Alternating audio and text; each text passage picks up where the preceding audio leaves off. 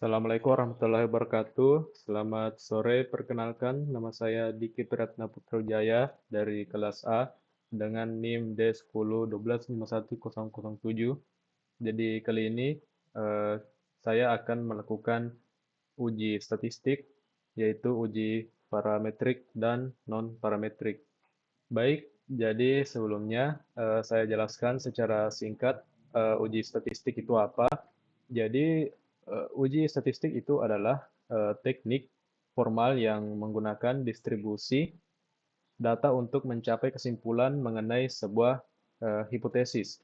Nah, uji statistik itu ada dua jenis, ada uji parametrik dan uji non-parametrik.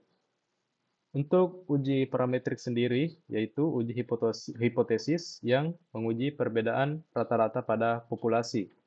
Nah, metode yang sering digunakan dalam statistik parametrik itu adalah t-test, ANOVA, korelasi Pearson, dan lain-lain.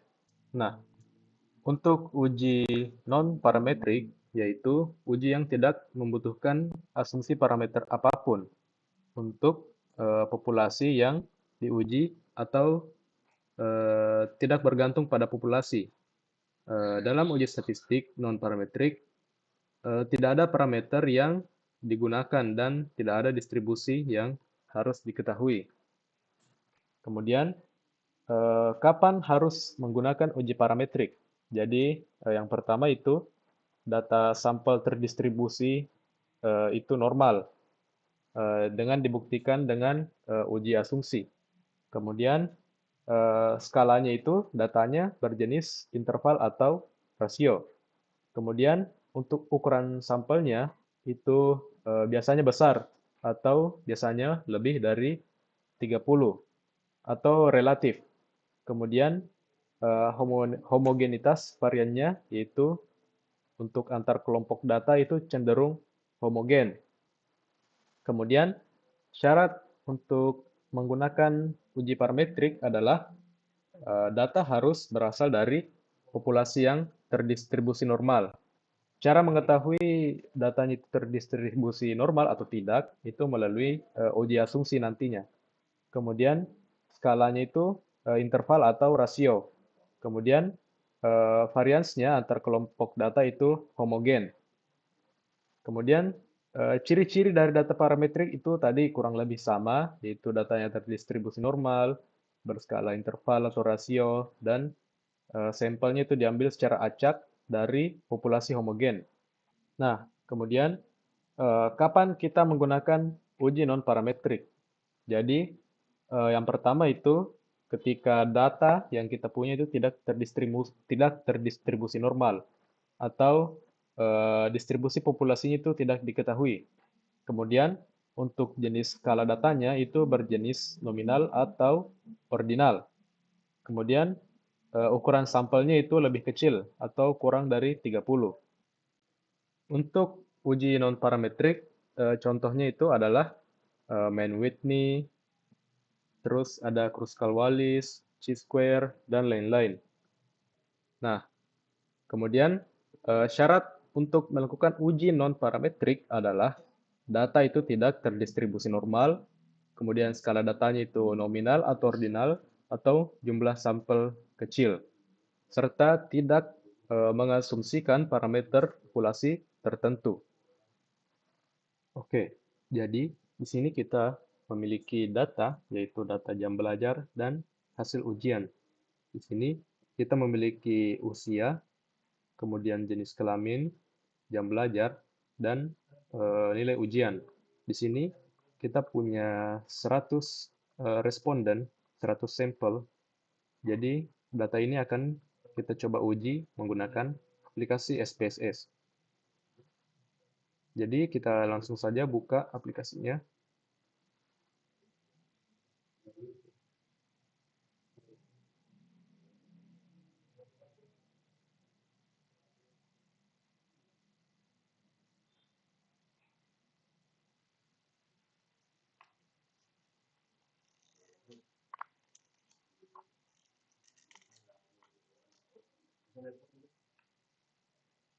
Oke, di sini kita buat dataset baru. Oke, jadi di sini yang pertama itu kita akan melakukan uji parametrik.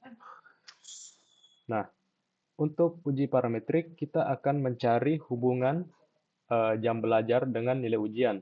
Apakah jam belajar itu mempengaruhi nilai ujian atau tidak? Nah, di sini kita langsung saja kutip dari data di sini. Jadi kita buat seperti ini.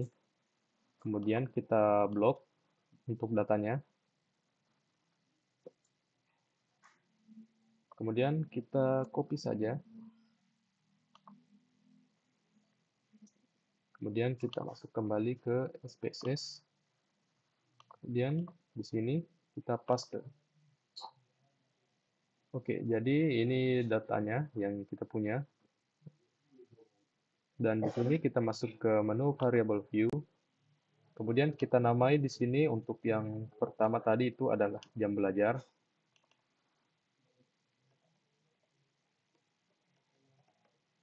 Oke, kita harus menggunakan tanda underscore ya. Karena kalau menggunakan spasi itu tidak valid. Di sini adalah nilai ujian. Tipe datanya numerik. Kemudian labelnya di sini kita kasih waktu. Di sini hasil. Oke, selesai. Oke, jadi yang pertama yang harus kita lakukan sebelum melakukan uji parametrik adalah kita harus melakukan yang namanya uji asumsi untuk mengetahui apakah data kita sudah terdistribusi normal atau tidak sebagai syarat untuk melakukan uji parametrik. Nah, di sini kita akan melakukan uji asumsi yaitu uji normalitas.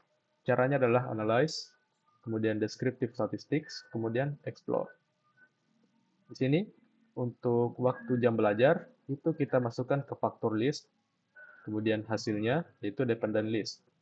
Terus di sini kita buka plots dan normality plots with test kita centang, klik continue. Oke.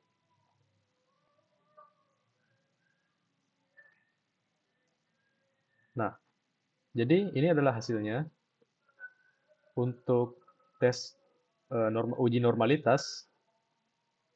Untuk Kolmogorov-Smirnov itu nilai signifikansinya itu 0,200. Kemudian untuk Shapiro-Wilk itu signifikansinya ada 0,808, 0,413 dan seterusnya. Dan hasil dari uji normalitas ini memenuhi ya, karena untuk uji normalitas itu persyaratannya adalah nilai signifikansi harus 0,05. Harus lebih besar dari 0,05. Dan hasilnya yang kita dapatkan di sini adalah melebihi ya. Jadi hasilnya adalah memenuhi. Oke, selanjutnya kita lanjut ke uji asumsi yang kedua yaitu uji homogenitas. Di sini kita buka analyze, kemudian compare means, terus one way ANOVA. Di sini sama, waktu jam belajar itu kita masukkan ke faktor, kemudian hasil nilai ujian itu di dependent list. Kita buka option, kita centang yang homogeneity of variant test. Continue, klik OK. Dan ini dia hasilnya. Dan sama, hasilnya itu memenuhi ya untuk tes homogenitas yaitu level statistik. Di sini hasilnya melebihi dari 0,05.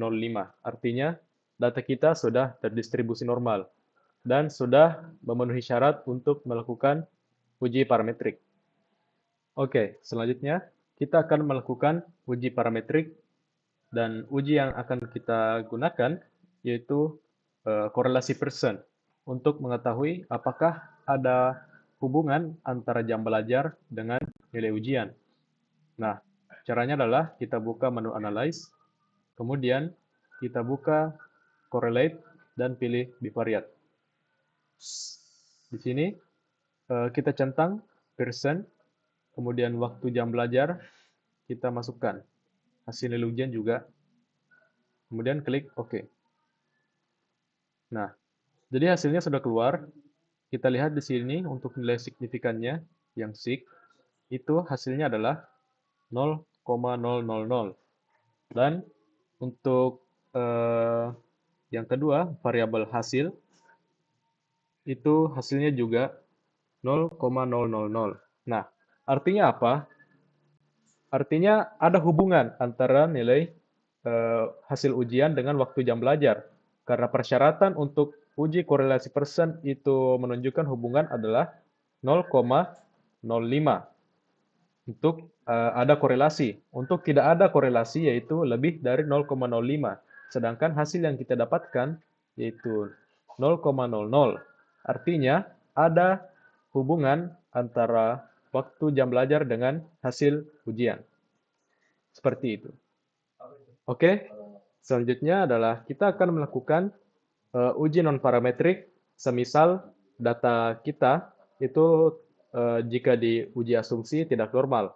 Nah, kita akan menggunakan data yang sama seperti tadi di uji parametrik, dan untuk uji non-parametrik itu kita akan gunakan uji Spearman. Nah, kenapa uji Spearman? Jadi di awal tadi kita kan menggunakan uji Pearson untuk parametriknya. Nah, uji Spearman ini adalah alternatif dari uji Pearson jika data kita itu tidak normal setelah diuji menggunakan uji asumsi.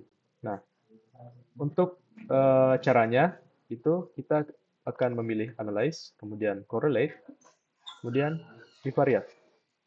Nah, kita reset dulu. Nah, di sini kita masukkan semua variabelnya untuk waktu dan hasil.